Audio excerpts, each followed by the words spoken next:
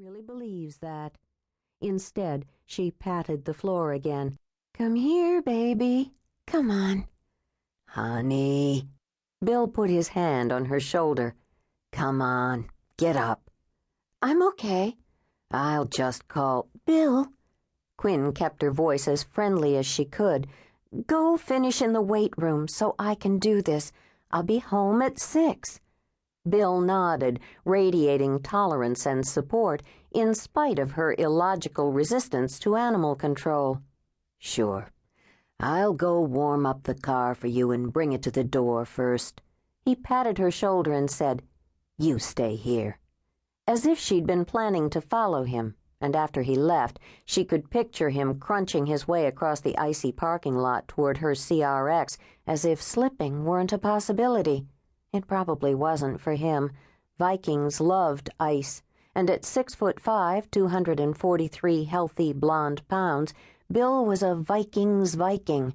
All of Tibet adored Bill, a coach in a million. But Quinn was beginning to have doubts. And it was so unfair of her to have doubts.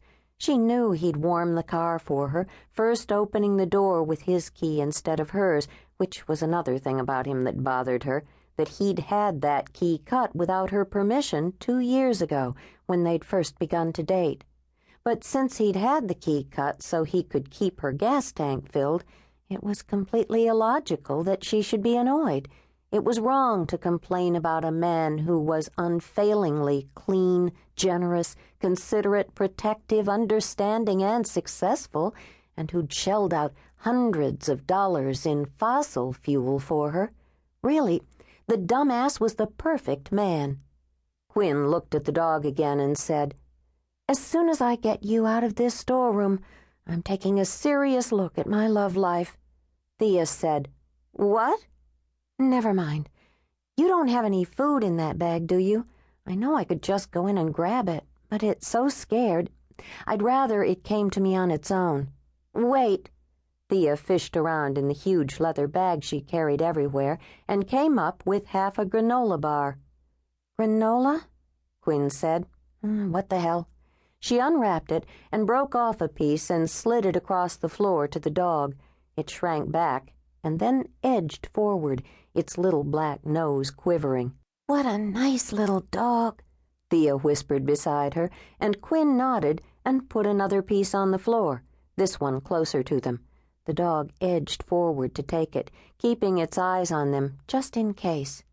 Come on, sweetie, Quinn whispered, and the dog came closer for the next piece. Almost, Thea breathed, and the dog sat down in front of them, still wary but calmer as it chewed the granola. Hi, Quinn said.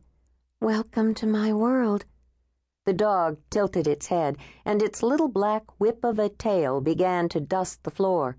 It had one white eyebrow, Quinn noticed, and 4 white socks, and the tip of its tail was white too, as if it had been dipped in paint. I'm going to pick you up, Quinn told it. No fast moves. She reached out and picked it up gently as it cowered back a little, and then she sat down so she could hold it in her lap. She gave it the last of the granola, and it relaxed and chewed again as she stroked its back.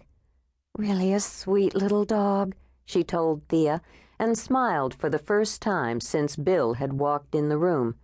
Another problem solved. Car's here, Bill said from the doorway, making the dog jump. Now you can take it to animal control on your way to pizza. Quinn patted the dog and counted her blessings. She was lucky to have Bill.